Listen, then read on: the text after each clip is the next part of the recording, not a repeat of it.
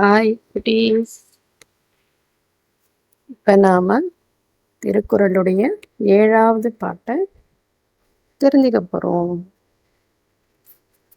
சொல்லட்டுமா? தனக்கு ஓமை இல்லாதான் தாழ் சேர்ந்தார்க்கு அல்லால் மனக்கவலை மாற்றல் அரிது.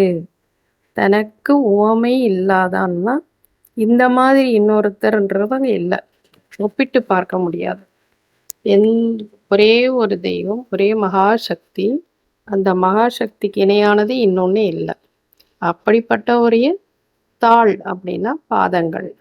அந்த பாதங்களை போய் கெட்டியாக பிடிச்சிக்கிட்டோம்னா என்ன கிடைக்கும்? மனக்கவலை, அதாவது கவலைங்கிறது இல்லாமல் போயிடும். அப்படி இல்லைன்னா என்ன நினைக்கும்னா ஏதாவது துன்பங்கள், ஏதாவது மனக்கவலைகள் இருந்துக்கிட்டே இருக்கும். அப்படின்னா யாராவது நம்மளுக்கு காப்பாற்றுறதுக்கு யாராவது துணைக்கு இருக்கிறாங்கன்னா நம்ம தைரியமாக வாழ்வோம் இல்லையா?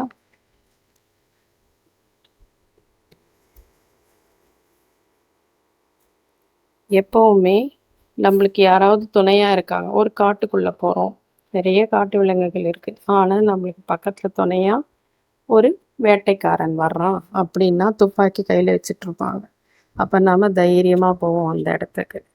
அதே மாதிரி தான் வீட்டில் அம்மா அப்பா எல்லாரும் இருக்கிறதுனால நம்ம தைரியமாக இருக்கோம்.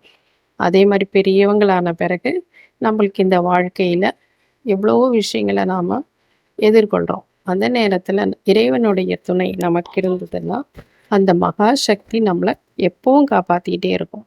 அப்போது எந்த துன்பமும் நம்ம மனசுக்குள்ளே போகாது.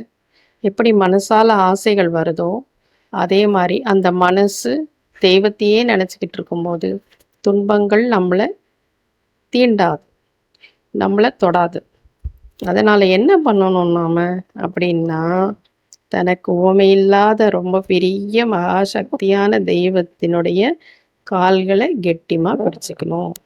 தினம் தெய்வத்தை வணங்கணும், மனசால நினைக்கணும் அப்படின்னு சொல்கிறாங்க. யாரு? நம்ம பெரிய தாத்தா திருவள்ளுவர்.